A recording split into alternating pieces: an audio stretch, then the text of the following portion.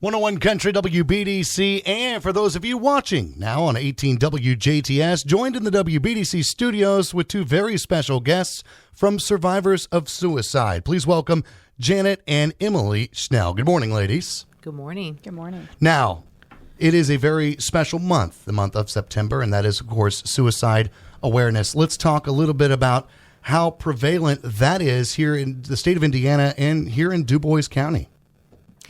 So, Ty, actually, one of the things that just was updated in August is that our suicide rate in the United States has gone up from the previous year.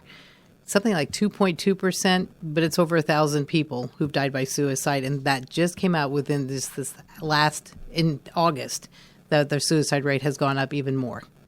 So typically what we see during a pandemic, so during COVID, is that we see a lot of increase in anxiety.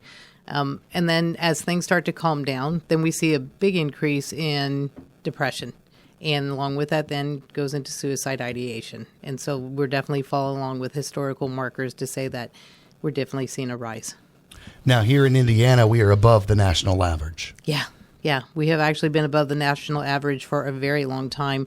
At one point, we did drop down below for 1 year, but since my brother died by suicide in 1995, we've always been above the national average. Nearly 1,000 Hoosiers every single year take their own life. Males are 4 times more likely to die by suicide than females. Right. And I think for me, as suicide loss survivor, the part that's important for me is that for every suicide death, there are 135 people who are affected by that suicide death. 6 of those people are deeply affected, life-changing moments. You hear that common cliche when we talk about things like, well, who would care? And, nobody would miss me. 136, as you said? 136 affected by that suicide. Put 136 people in a room. That's a lot of people. 6 people deeply affected.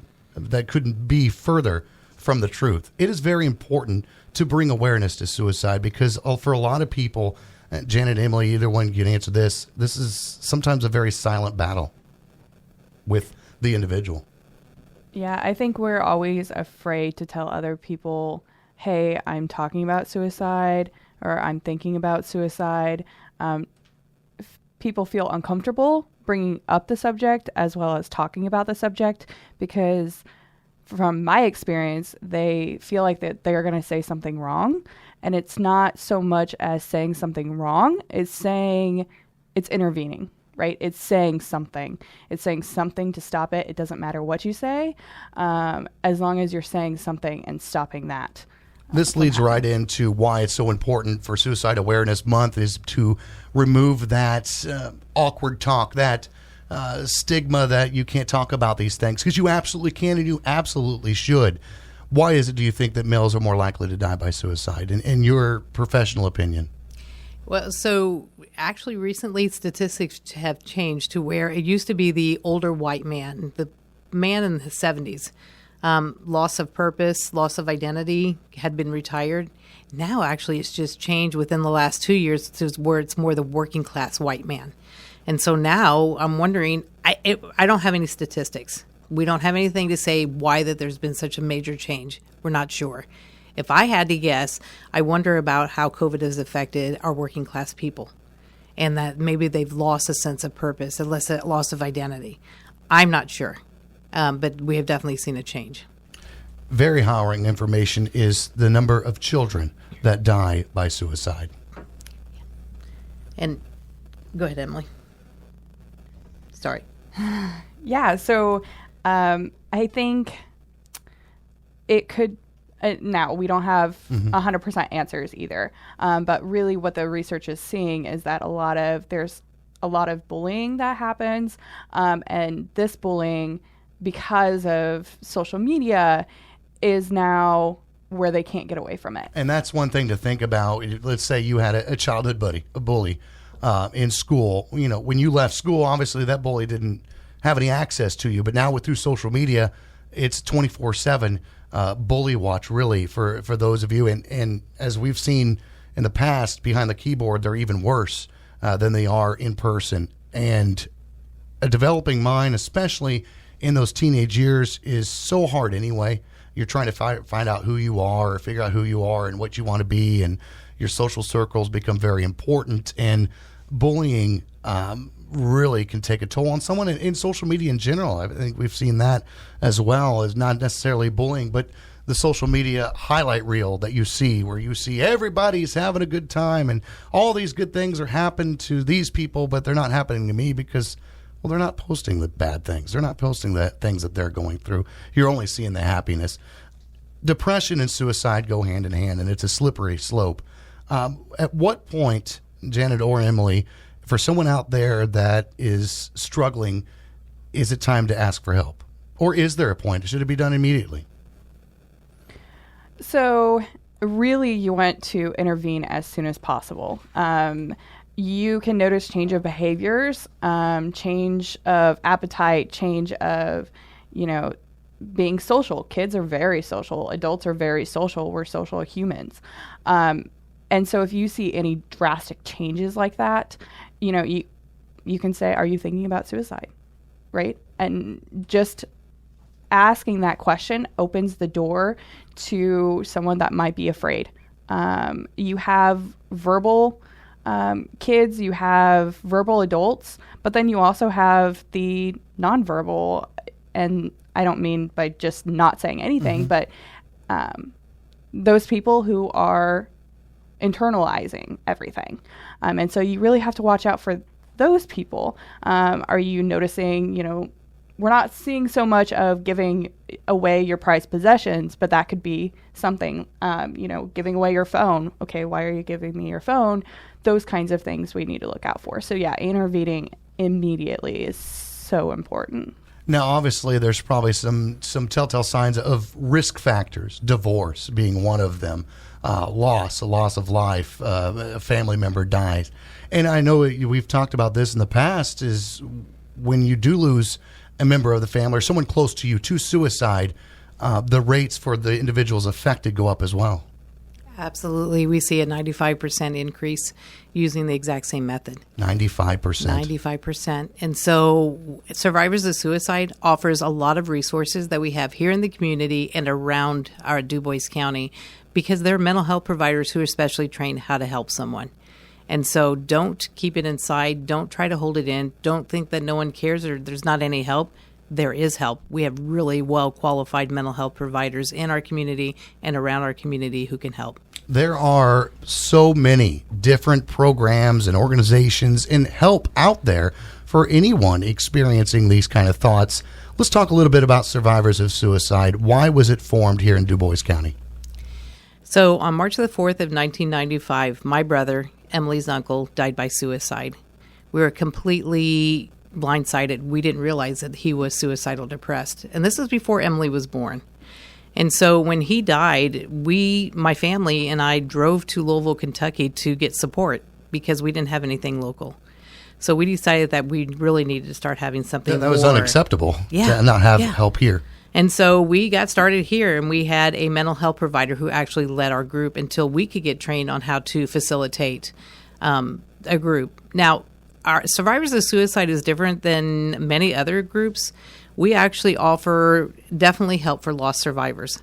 So we have a variety of different resources, but we also look at the prevention and intervention aspect because we don't want to see anyone else follow in our same footsteps. We don't want to meet a new lost survivor. We want to prevent and intervene before a suicide occurs. What is suicide lost survivor, the difference between a lived experience? So, suicide loss survivor is someone who has been affected by someone else who has died by suicide. And that could be anybody. That could be someone, for example, me growing up. I didn't know my uncle, but I heard stories about him, and then that makes me a suicide loss survivor. Lived experience is you personally having those thoughts, having those experiences. It doesn't have to be where you have attempted, but if you're having those thoughts, if you're experiencing those feelings, that makes you a lost survivor. What kind of other services does these Survivors of Suicide provide? Now, obviously, there's on-call. You guys have made house calls numerous times, and really getting people in touch with maybe even other services out there that are available. Right. So we definitely carry, like I said, the resource list. We also offer QPR, question, persuade, and refer training, which is a 1 to 2 hour gatekeeper training. I am a master trainer. Emily is a trainer for the youth. And then we also have Rosina, who's specially trained for the Spanish-speaking community. Again, that's a program, question, persuade, refer, how to get help.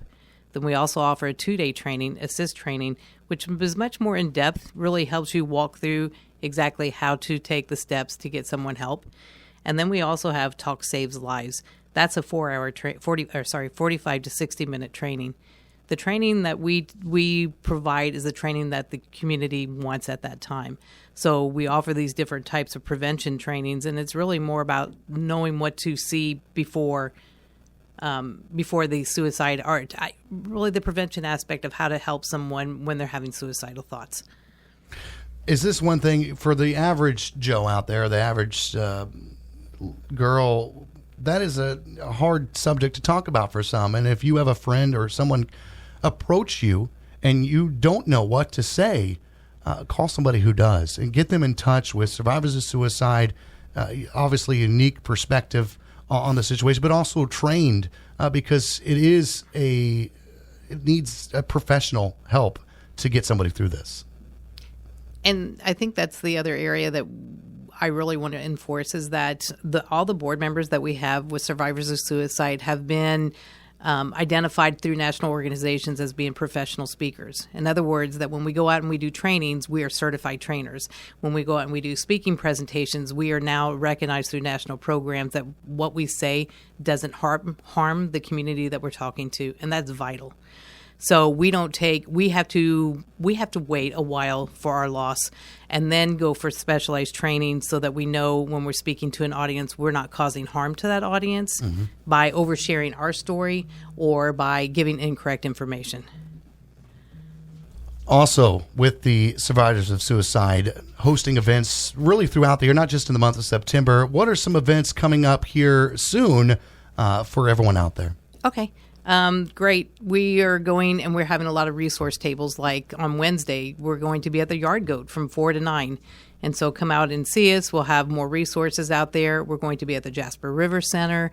We're going to be at the St. Benedict's Brewworks in Ferdinand. And we're also going to be at the Jasper Farmers Market. So we go out in the community, and for the month of September, because it's Suicide Prevention Month, being able to share a lot of the resources that we have.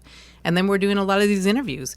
So once every week, someone will be coming in here talking about different topics about suicide with Ty and being able to do this exact same thing, talking in a different direction about suicide prevention.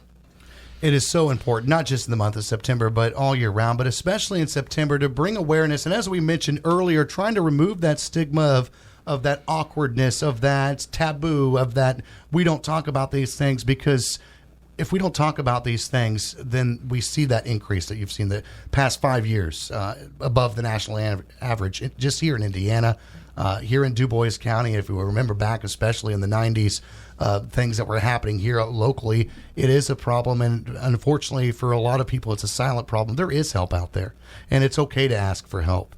And I know a lot of things, speaking from a guy, you're supposed to be mentally tough, and that shows weakness, but I don't think there's anything stronger than reaching out for help. And help is out there, a lot of help. There's organizations out there, and if anything, and I know you guys have done this numerous times, just to be that shoulder to lean on. But again, recognizing the signs of I'm just having a bad day to a funk I can't get out of, because it is a slippery slope. And it may not be at that point now, but it can change very, very quickly.